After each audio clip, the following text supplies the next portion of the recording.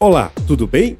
Estamos apresentando uma série de podcast educacional intitulado A Interiorização do Ensino Superior, Caminhos Expandidos via IFPB. São 5 episódios com entrevistas com ex-gestores que participaram diretamente do processo de criação, implantação e consolidação do Instituto Federal da Paraíba, Campus Guarabira. Além disso, vamos abordar a temática da expansão e interiorização do IFPB. As edições trata-se do produto de pesquisa do Programa de Pós-Graduação em Políticas Públicas, Gestão e Avaliação da Educação Superior, o PPGAS, do Centro de Educação da Universidade Federal da Paraíba.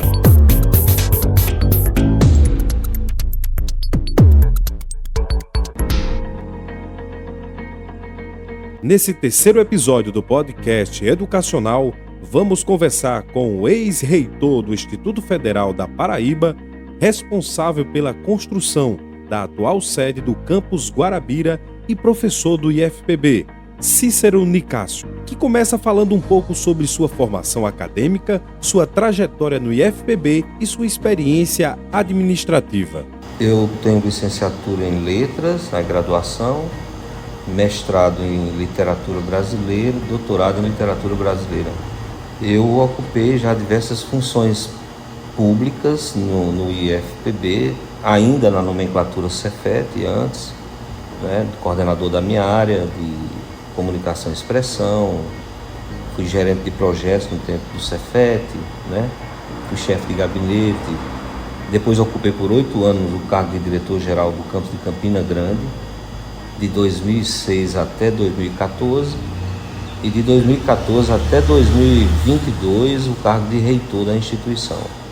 Então, quando o campus Guarabira criou o curso, que era o curso superior de tecnologia em gestão comercial, eu era diretor-geral da unidade de Campina Grande. Acredito que como eu fiquei em Campina Grande de 2006 até 2014, eu acredito que o curso deve ter sido criado aí por volta de 10, 11, 12 aproximadamente, nesse período aí.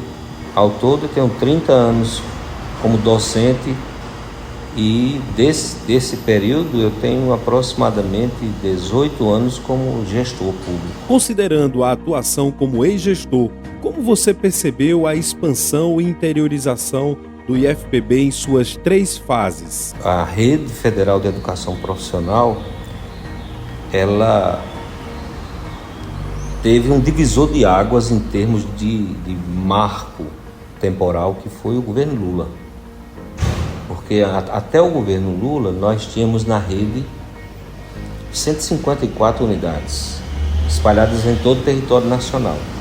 E dessas 154 unidades, havia apenas, no tempo em que a nomenclatura era Cefet, havia apenas 2 unidades na Paraíba, do Cefet, uma localizada na capital, que era chamada de unidade sede, outra lá no extremo oeste, em Cajazeiras, que era chamada UNED, Unidade de Ensino Descentralizada de Cajazeiras, e tinha uma outra unidade que era a Escola Agrotécnica Federal de Souza.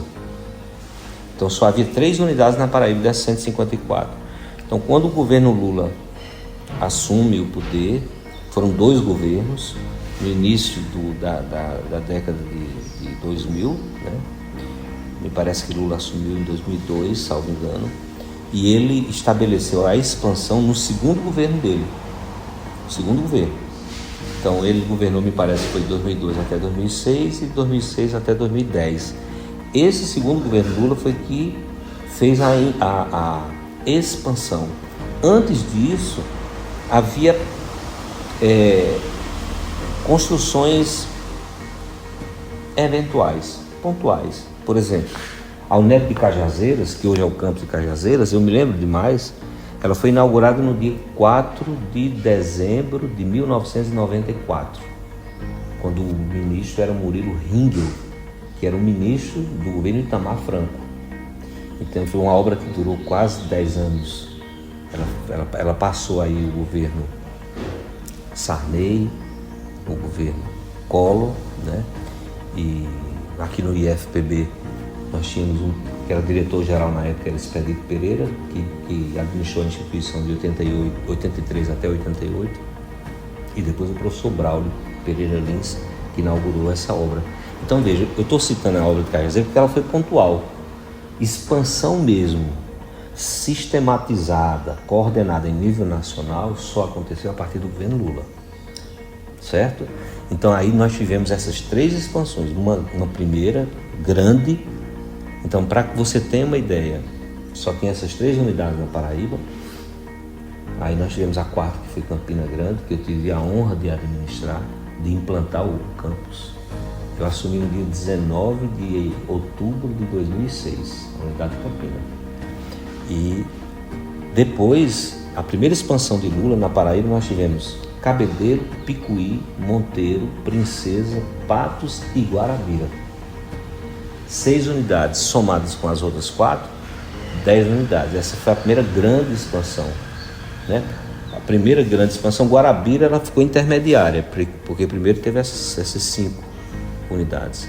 Aí depois nós tivemos uma outra, a última expansão, que foi desses campos que nós chamamos de campo em implantação.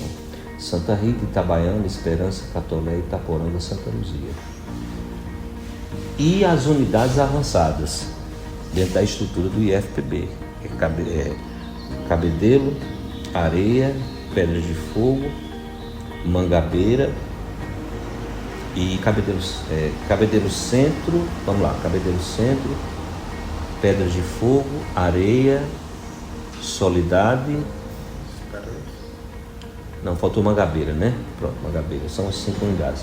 Então é isso, ou seja, a expansão aconteceu no governo Lula em 3 etapas. Na Paraíba, tivemos 5 inicialmente, Cabedelo, Picuí, Monteiro, Princesa e Patos. Uma segunda expansão que tivemos Guarabira, tá certo? Na primeira expansão, tivemos antes Campina Grande. Depois essas 5 unidades mais Guarabira. E por último, as 6 unidades em implantação e os campos avançados. Como se deu a definição de criação do campus Guarabira por meio do processo de expansão e interiorização do IFPB? Eu era diretor da unidade de Campina Grande. O professor João Batista era o reitor na época. Eu me lembro que, inclusive, eu cheguei a ministrar aula. Eu ia de Campina Grande ministrar aula de português instrumental lá, em Guarabira, no curso de gestão comercial. Me parece, salvo engano, 2012, 2013, né? Então, isso aí foi um estudo que foi feito para avaliar as potencialidades e os arranjos produtivos locais. Esse era um critério que se parametrizava, por exemplo, na demografia, na liderança de polo regional. Então, o governo federal, ele fixou um critério fundamental. Tem que ter um município precisava exercer uma liderança de polo regional, também ser um polo demográfico, tá certo? E associado a isso, os arranjos produtivos locais. Então, Guarabira foi escolhida em função da sua liderança numa região importante do estado da Paraíba, que é a região do Brejo paraibano, né? Município que tem hoje mais de 60 mil habitantes. Quando o campus foi criado, muito próximo disso, né? Então, no último censo, então, por exercer uma liderança regional, uma polaridade regional e por estar à frente de uma grande região importante. Que elementos foram considerados importantes ou facilitadores no processo de escolha do município de Guarabira para receber uma unidade do IFPB? É importante ressaltar, Berg, que o fator demográfico foi a âncora definidora para a escolha e a condição de liderança regional que exercia uma irradiação de influência no território. Quais as dificuldades identificadas na escolha do processo de criação do campus? Quando eu me reuni com os colegas reitores, a gente sempre dizia, olha, só muda de endereço, os problemas são os mesmos, desse país tão multifacetado. A questão da precarização infraestrutural, a gente tinha que, por exemplo, dispor de um terreno, celebrar parceria com a prefeitura, funcionar num espaço provisório até que a sede própria estivesse construída, disponibilizada. Isso aí, do ponto de vista material, esse é o grande primeiro desafio. O outro, a composição de quadro de pessoal. Ninguém pensa que um campus já começa com toda a sua composição estabelecida. Isso é um processo gradual, né? Então, infraestrutura, composição de quadro de pessoal, tanto docente quanto técnico, são os dois maiores desafios em torno dos quais as ações mais estratégicas devem ser focadas. Como se deu as interferências políticas nesse processo de criação do campus Guarabira? Em qualquer unidade, os agentes políticos têm um papel importante, eles dialogam, eles intercedem, né? No caso de Guarabira, nós tivemos uma participação muito importante do Roberto Paulino. Isso é um registro que a gente precisa fazer. O governador na época, José Maranhão, teve um papel fundamental. Eles intercederam junto ao então presidente da República, Lula, e fizeram gestões para que houvesse uma aquiescência do governo federal e atender exatamente a perspectiva de introdução daquela unidade. Então é importante colocar, BR, que os agentes políticos, de forma legítima, né, intercediam, não apenas no caso de Guarabira, mas nos demais, se você for observar, em todo o Brasil isso acontece, e o governo federal fazia os diálogos, né, naturalmente, sempre prezava por critérios técnicos. Agora, naturalmente, esses critérios técnicos, eles se alinhavam também a uma vontade, a um desejo das lideranças locais do território que gostariam de ver o desenvolvimento da educação na região. No caso de Guarabira, eu destaco aqui a participação do ex-governador Roberto Paulino, né, que intercedeu junto com o então governador José Maranhão, junto ao presidente da República, Lula. Você tem conhecimento da realização de audiências públicas para a criação do campus Guarabira e seus cursos? Não, aí como o curso foi criado lá na época de João, eu confesso que não tenho. Foi realizado algum estudo preliminar acerca dos arranjos produtivos locais a serem atendidos pelos cursos ofertados no campus Guarabira? Eu me lembro que na época do professor João, ele constituiu uma comissão formada pelo professor Ridelson Farias, que é um professor hoje diretor da unidade de Itaporanga, e o professor Jimmy de Almeida Leles, que é da área de gestão pública, que hoje está aposentado. Eles fizeram um trabalho muito interessante para estabelecer os parâmetros definidores da concepção dos cursos, tá certo? Em toda a expansão. Então, eu quero crer que nesse estudo há a contemplação da unidade do Guarabira, a não ser que eu esteja enganado, mas havia a preocupação institucional de, vamos dizer, fundamentar a concepção do curso em critérios técnicos, científicos, sociais, econômicos. Havia de fato essa preocupação. Na sua percepção, quais foram os efeitos positivos e negativos com a criação do campus Guarabira durante a fase 3 da expansão do IFPB? Primeiro, a criação do instituto numa região é motivo de provimento das demandas. Sempre quando o instituto chega, ele é um indutor de crescimento naquela região, e foi o que aconteceu em Guarabira. Quando o IF chegou em Guarabira, já existia a Universidade Estadual lá, e era um sonho antigo da região. Então o instituto chegou e de fato veio preencher um vazio naquele território significativo. Então o campus, ele de fato veio fomentar o incremento socioeconômico, cultural da região de Guarabira. Isso é um fato incontestável, né? Incontestável. Agora, naturalmente, para que o instituto ele se estabeleça, é preciso que haja uma associação das forças dos poderes públicos, institucionais, para viabilizar o funcionamento satisfatório daquela unidade, né? Então, em Guarabira nós tivemos um apoio importante da prefeitura na época do então prefeito Zenóbio Toscano.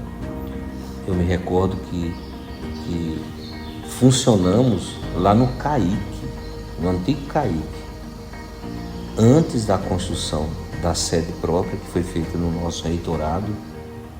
O campus de Guarabira foi uma das unidades que nós inauguramos e entregamos para funcionar, uma unidade moderna. Então antes funcionava no CAIC, e o CAIC foi uma ação do então prefeito Zenóbio Toscano, né? E isso tem contribuído. Eu destaco esse apoio da prefeitura na época, né? Não sei hoje como está essa parceria, não sei, sinceramente, mas eu destaco o apoio da prefeitura na época de Zenóbio Toscano. Como se deu o processo de participação da comunidade e de representantes do Instituto no processo de criação do campus Guarabira? Essa pergunta está ligada àquela de audiência pública, né? Aí acho que o professor João tem mais condições de responder. Como se explica a criação de um curso superior em um campus em fase de implantação? Acho que é muito relativo isso, sabe? Muito relativo. Eu vou dar um exemplo que se aplica a Guarabira. Quando eu fui designado para implantar o campus de Campina Grande, nós funcionávamos na casa do colegial, uma sede bem acanhada no coração de Campina, na Praça da Bandeira, e nós já começamos com o curso superior de tecnologia em telemática. E não tínhamos sede própria, não tínhamos. Os professores, nós começamos com 9 professores substitutos em Campina Grande, que é um polo nacional de educação, né? Então, assim, eu acredito que é preciso que haja uma determinação para que as coisas aconteçam. Quem for esperar as condições ideais para fazer alguma coisa na rede federal, não vai fazer nada nunca. Pode estar na Paraíba, no Rio Grande do Sul, no Rio de Janeiro, em São Paulo, no Amazonas. Ou seja, se você for esperar as condições ideais para poder fazer uma ação, pode ficar certo que você não vai fazer nunca. Então é preciso se antecipar a resolução dos problemas, porque o cidadão que paga imposto, ele quer ver resultado, não é? Ele quer ver o filho dele estudando, ter condições. Então, assim, às vezes eu recebia conselho das pessoas de dizer, olha, eu só, alguns colegas reitores, eu só crio determinado curso se eu tiver um quadro de professores, se eu tiver a escola funcionando, uma sede própria. Só que eu sabia que no país inteiro ninguém tinha essas condições. Então você precisa fazer as coisas acontecer de forma arrojada, não de maneira irresponsável. Você não pode ter nenhum extremo nem outro, né? Você não pode se acomodar para dizer eu só quero tudo pronto para eu poder fazer, porque aí você não vai fazer nada nunca.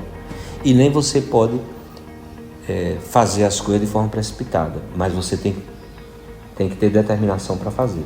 Em resumo, O curso superior é uma ação importante, a comunidade deseja, eu acho que o campus Guarabira criou, mesmo funcionando lá no CAIC, o curso de gestão comercial estava sendo ofertado para a comunidade e vinha estudando toda aquela região ali, de Araçagi, de Itapororoca, de Marides, Sapé, aquela região toda. Quais dificuldades enfrentadas com o funcionamento do curso superior, no caso de gestão comercial, no campus Guarabira, em sua fase de implantação? Os cursos superiores do IFPB, de um modo geral, qual a metodologia que sempre foi utilizada? É ter uma parametrização fundamentada no comportamento do desenvolvimento dos arranjos produtivos locais, as potencialidades, as vocações. Então, certamente aí as nossas equipes técnicas se debruçaram e fizeram um procedimento analítico de viabilidade técnica para o funcionamento dos cursos. Quais dificuldades enfrentadas com o funcionamento do curso superior, no caso de gestão comercial, no campus Guarabira, em sua fase de implantação? Eu acho que o campus, no caso de Guarabira, ele não fugiu às dificuldades dos demais, o curso superior. Primeira grande dificuldade, composição de quadro pessoal, sabe? Aí a gente tem que considerar a exiguidade na composição de quadro pessoal, principalmente, como era um curso mais de teoria, não envolve muito laboratório, porque você tem que fazer essa distinção, né? Quando é um curso que envolve laboratório, que é investimento na aquisição de equipamentos, instrumentalização, aí você tem uma dificuldade mais agravada.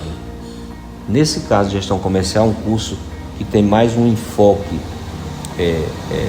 teórico, aí eu acredito que a grande dificuldade maior é de composição de quadro. Qual o apoio dado pela reitoria ao campus Guarabira para garantir o funcionamento do curso superior na época da sua implantação? Nós tivemos, como eu disse, o primeiro curso foi criado na época do professor João, né?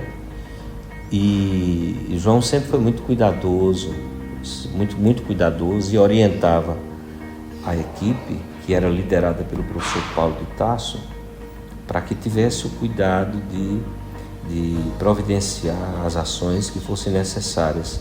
Eu acredito que mesmo enfrentando muitas dificuldades, mas o campus contou com um apoio importante do reitor, contou com o apoio da pró-reitoria de ensino, liderada por Paulo.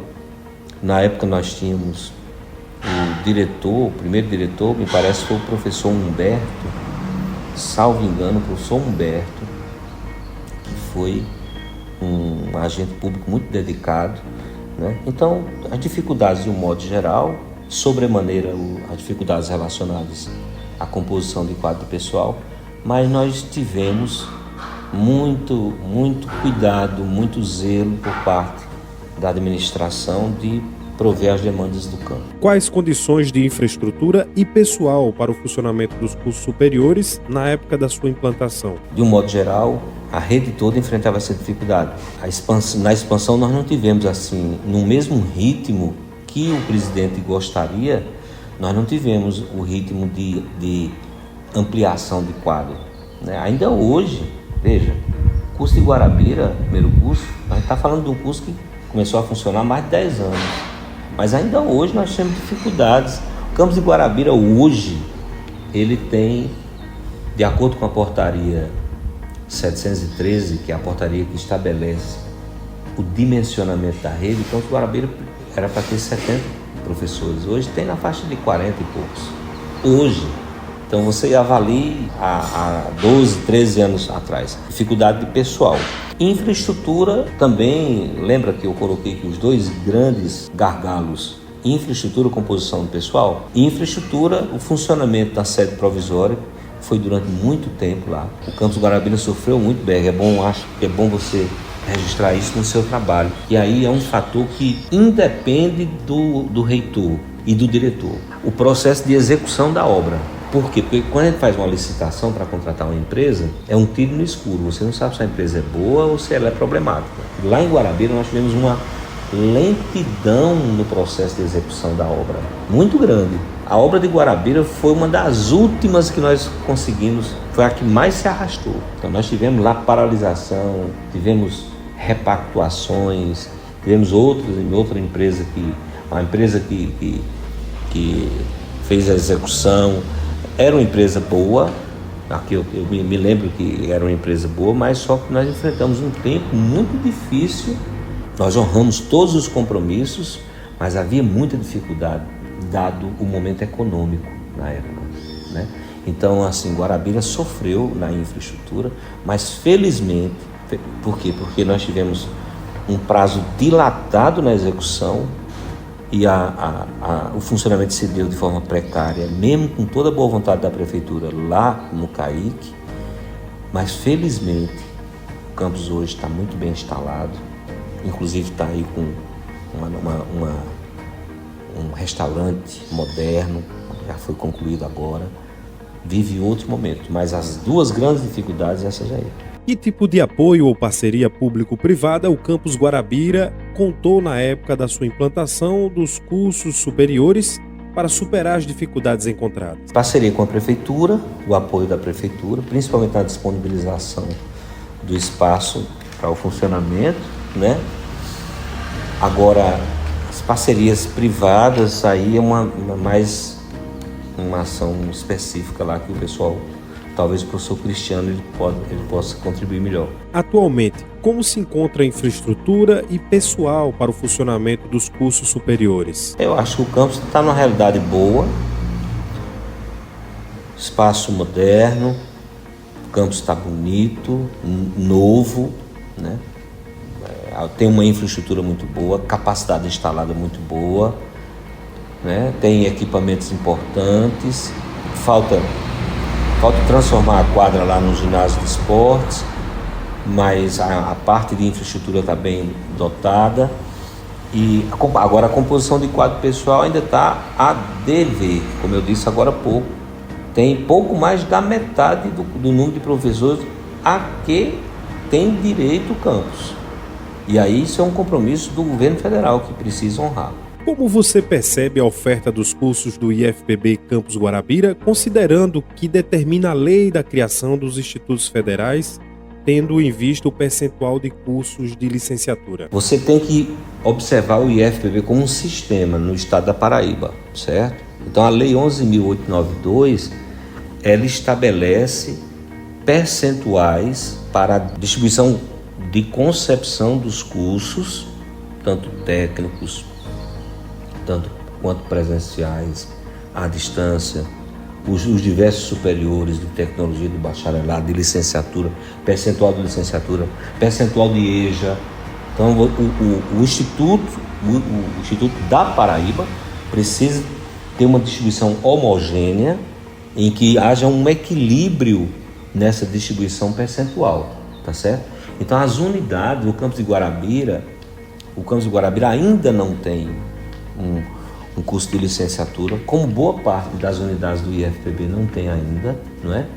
Mas ele está inserido nesse processo homogêneo de contribuição no equilíbrio de distribuição desses percentuais. Na sua percepção, havia ambiente favorável do ponto de vista dos aspectos políticos, econômicos e institucionais para a criação do campus Guarabira em 2011? Quando se observa o provimento dos requisitos que Guarabira, na sua potencialidade, enquanto município pujante, de líder regional no Brejo Paraibano, sempre era, inclusive, com a reivindicação antiga. Então acredito que havia todas as condições para a introdução da unidade lá. Como você avalia a importância e o interesse pelos cursos superiores ofertados pelo campus Guarabira? O campus de Guarabira, os números são reveladores de que há uma procura importante, sabe? Nós temos um fluxo de trânsito para lá, para Guarabira, de estudantes muito significativo daqueles municípios circunvizinhos, adjacentes, como nós mencionamos alguns importantes, que tem uma demografia elevada. É o caso de Sapé, é o caso de Mari, aquela região produtora do abacaxi, enfim. nos cursos de um modo geral. E nos superiores a gente tem observado isso também.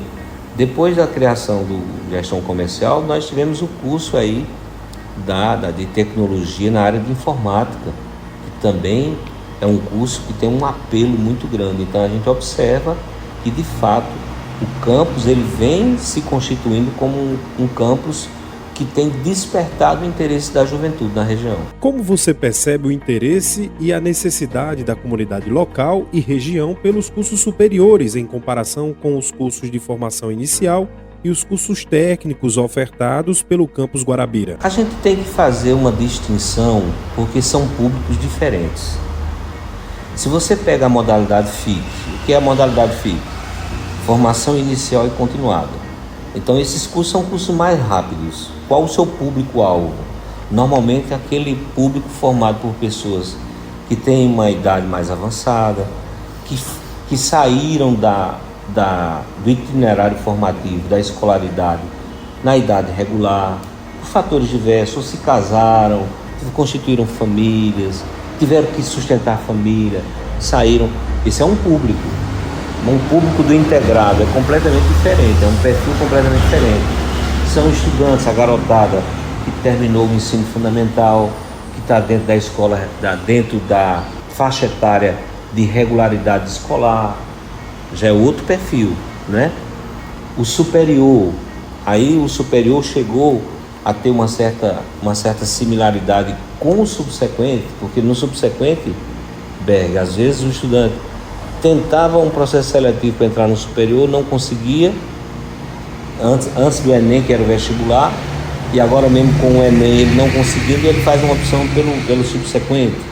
Então há uma semelhança aí de faixa etária, mas o que a gente precisa destacar bem é que são públicos com perfis diferentes e cada modalidade vai se alinhar com um determinado perfil. Como andam os índices de eficiência acadêmica dos cursos superiores do campus Guarabira? Como você avalia esses resultados? A eficiência acadêmica, o IFPB apresenta sempre bons índices, tá certo? Bons índices de escalonamento na distribuição dos cursos.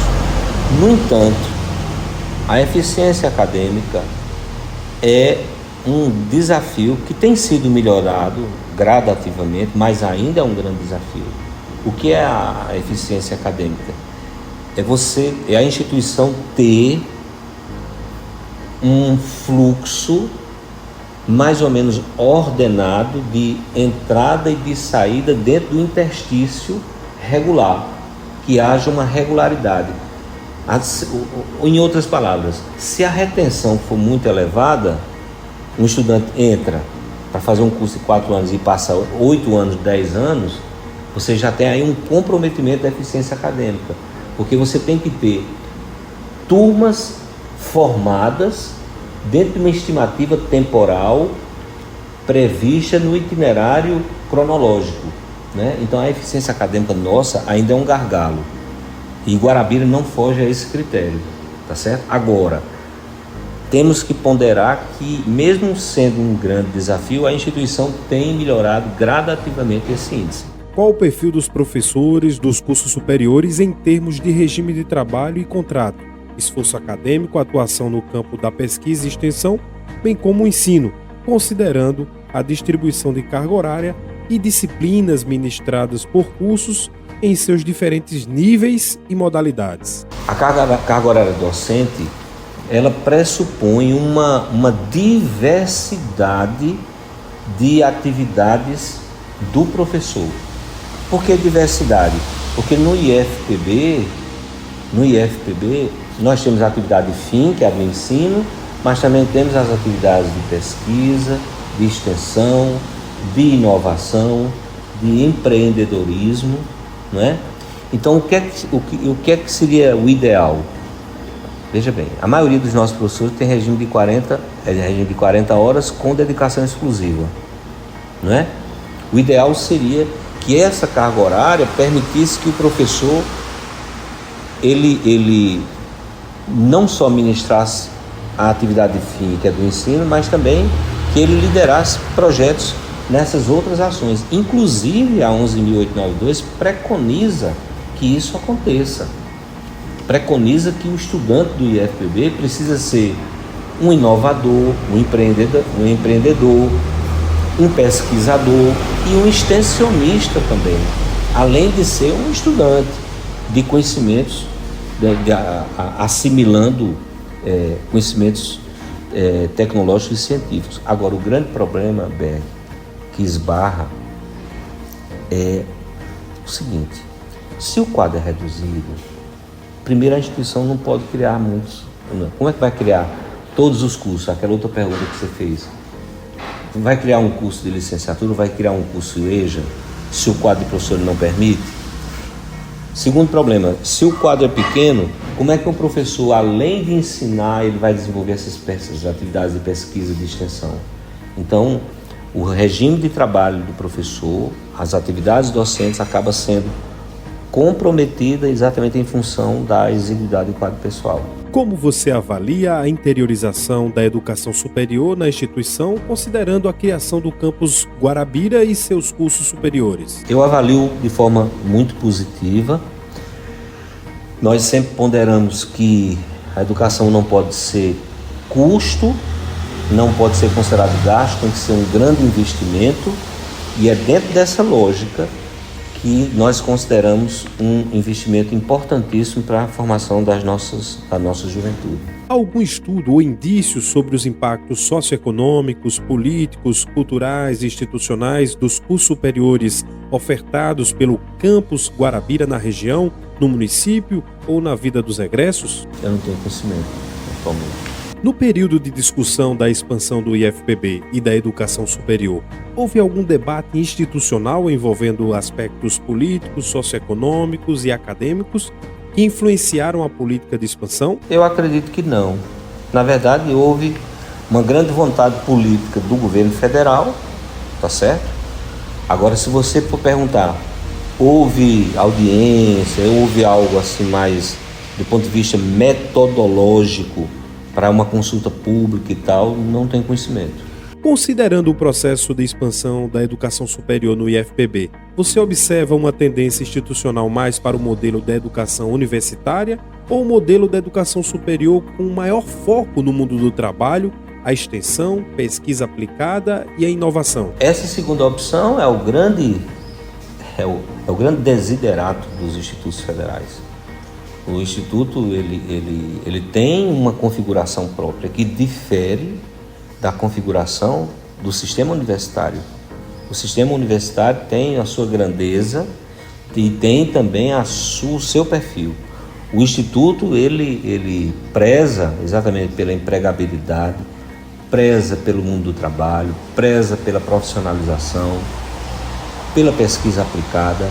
Inclusive, são consignações estipuladas no escopo da sua legislação conceptiva, que é a 11.892. Então, o Instituto ele precisa investir fortemente tanto nessa perspectiva da profissionalização qualificada quanto no desenvolvimento de pesquisa aplicada. Na sua percepção, quais as dimensões relevantes no sentido social da oferta e da expansão e interiorização de cursos superiores no IFPB e, sobretudo, no campus Guarabira? A gente tem que considerar que o acesso ao ensino superior numa instituição pública paradigmática, socialmente referenciada, como é o caso do IFPB, primeiro é um elemento, isso é um fator de elevação de estima da juventude, né? Qual é o jovem que não se sente contemplado no seu provimento de cidadania, ingressando numa instituição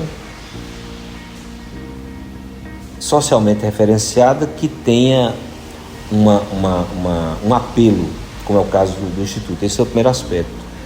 O segundo é que nós gostaríamos que não fosse assim, mas ainda é, infelizmente. O número de jovens em nosso país com diploma universitário está muito aquém, continua muito aquém. As estatísticas mostram isso, infelizmente, né? As intercorrências que impedem o sequenciamento dos estudos. Quantos e quantos jovens, nesse momento que a gente está conversando aqui, não são instigados a abandonar a escola para sustentar a família ou por outros fatores. Então, assim, isso é agora, infelizmente, Berg, é uma coisa que não é de ontem, não é de hoje, e se não houver uma determinação governamental para mudar esse panorama, infelizmente vai persistir. Esse é o grande desafio do Estado brasileiro. Estancar o processo de evasão em todos os níveis e modalidades de ensino, tá certo? E criar mecanismos de fixação dos jovens na escola. Isso é um grande desafio. Outro dia, nós observamos o ministro Camilo Santana dizendo que quer criar no governo federal o que ele havia criado como governador do Ceará. É bolsa para estimular a permanência dos estudantes. Isso aí é uma das providências, das ações que precisam ser feitas. E apontam também que sempre a questão do investimento público, ela é central no processo da educação. Não adianta a gente filosofar sobre a educação, refletir sobre a educação, divagar sobre a educação, sem entender que o investimento nessa educação, a priorização da educação é central para a sobrevivência dela e para a sua elevação. Você considera que existem dimensões diferentes, sociais, econômicas, profissionais, políticas e culturais, de alcance institucional face à interiorização da educação superior pelo IFPB, que são distintas entre os campi da capital e os campi do interior? Não, eu acredito que o grande mérito da expansão é que ela tentou focalizar a diversidade da territorialidade do país, com todas as suas peculiaridades, seja no litoral, seja no sertão. Então, o grande mérito da expansão, o grande mérito, né, é exatamente isso. Se você observar a grande transformação que foi ensejada pela expansão da rede federal, foi permitir que localidades remotas que nunca, jamais imaginavam de receber o Instituto Federal estão recebendo, jovens sendo formados. Essa realidade tem se transformado. Eu acho que não existe essa distinção, embora alguns alimentem isso, mas acredito que hoje a expansão ela permitiu que as comunidades remotas elas pudessem sonhar. Considerando a sua experiência administrativa e sua percepção diante da expansão da educação superior no IFPB, você poderia apontar sugestões para as futuras ações institucionais que podem ser desenvolvidas ou medidas pela gestão no sentido de ampliar a qualidade da expansão e interiorização da oferta da educação superior, sobretudo dos cursos de graduação presenciais? O governo precisa revisitar as suas práticas e tentar não reeditar os erros, tentar aprender com eles, né? Aliás, na vida. Então, já houve uma experiência de expansão em 3 etapas. Vamos revisitar o que foi feito metodologicamente e vamos tentar não cometer os mesmos erros. Então, por exemplo, nessas expansões houve uma participação da comunidade estudantil, das suas representações, Não.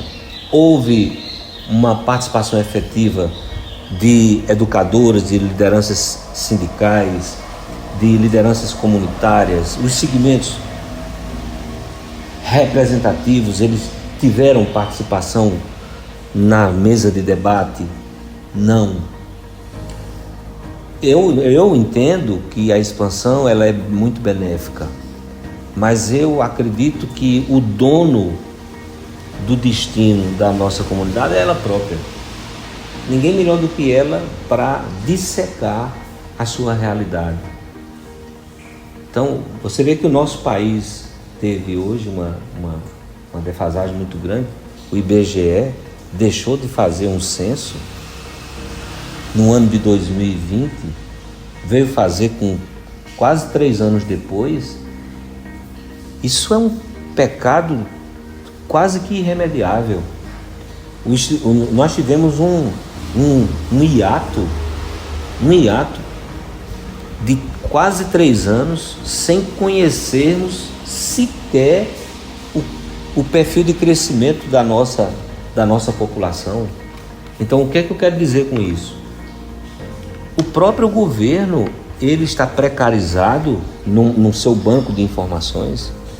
Então, uma expansão, ela não pode se restringir à cabeça de burocratas numa mesa política.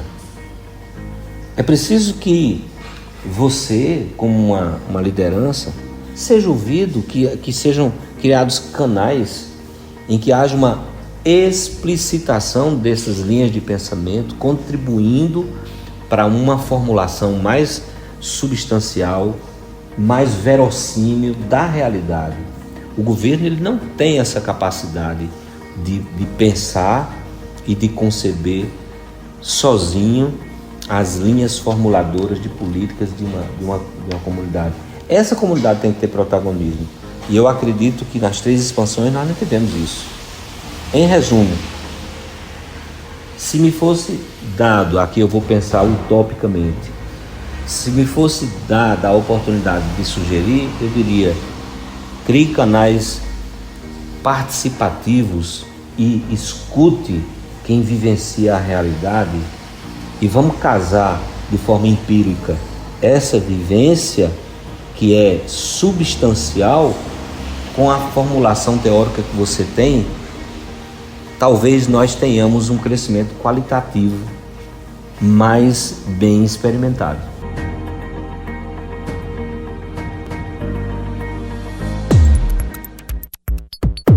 Você acabou de ouvir um episódio do podcast educacional intitulado A Interiorização do Ensino Superior, Caminhos Expandidos via IFPB, com texto e locução de Gutenberg de Lima Davi e com produção e edição de Paulo Alves. Até o próximo.